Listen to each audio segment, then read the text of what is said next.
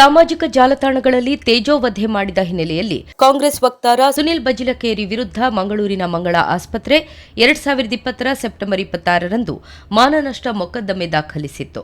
ಸತತ ವಿಚಾರಣೆ ನಡೆಸಿದ ಮಂಗಳೂರು ಸಿಜೆಎಂ 2ನೇ ಹೆಚ್ಚುವರಿ ಹಿರಿಯ ಸಿವಿಲ್ ನ್ಯಾಯಾಧೀಶರು ಸುನಿಲ್ ಬಜಿಲಕೇರಿ ಅವರಿಗೆ ₹5 ಲಕ್ಷ ಜತೆಗೆ ಕೇಸು ದಾಖಲಿಸಿದಂದಿನಿಂದ ಆದೇಶ ಬಂದ ದಿನದವರೆಗೆ ಶೇಕಡಾ 6 ಬಡ್ಡಿಯೊಂದಿಗೆ ದಂಡ ಪಾವತಿಸಲು ಆದೇಶ ನೀಡಿದೆ.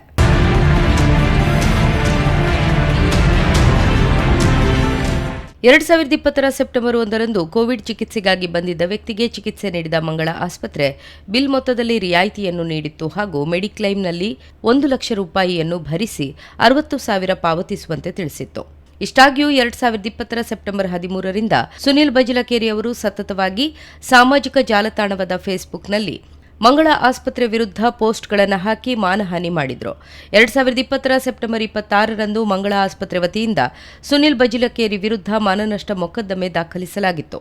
5 ವರ್ಷ 3 ತಿಂಗಳು 28 ದಿನಗಳ ಕಾಲ ಸುದೀರ್ಘ ವಿಚಾರಣೆ ನಡೆಸಿ ವಾದ ವಿವಾದ ಆಲಿಸಿದ ಘನ ನ್ಯಾಯಾಲಯ ಸುನಿಲ್ ಬಜಿಲಕೇರಿ ತಪ್ಪಿತಸ್ಥ ಎಂದು ಪರಿಗಣಿಸಿ ಮಂಗಳ ಆಸ್ಪತ್ರೆ ಪರವಾಗಿ ತೀರ್ಪು ನೀಡಿದೆ.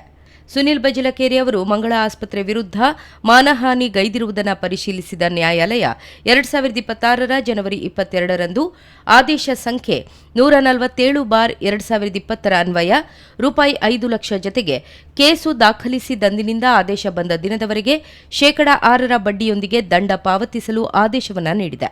ಮಂಗಳ ಆಸ್ಪತ್ರೆ ಪರವಾಗಿ ಖ್ಯಾತ ವಕೀಲ ಚಿದಾನಂದ ಕೆದಿಲಾಯ ಅವರು ವಾದಿಸಿದ್ದರು. ಕಾಂಗ್ರೆಸ್ ವಕ್ತಾರ ಸುನಿಲ್ ಬಜಿಲಕೇರಿ ಈ ಹಿಂದೆಯೂ ಕೆಲ ಪ್ರಕರಣಗಳಲ್ಲಿ ಸಾಮಾಜಿಕ ಜಾಲತಾಣಗಳಲ್ಲಿ ಮಾನಹಾನಿಕರ ಪೋಸ್ಟ್ಗಳನ್ನು ಪ್ರಕಟಿಸಿ ಜೈಲು ಪಾಲಾಗಿದ್ದಾತ.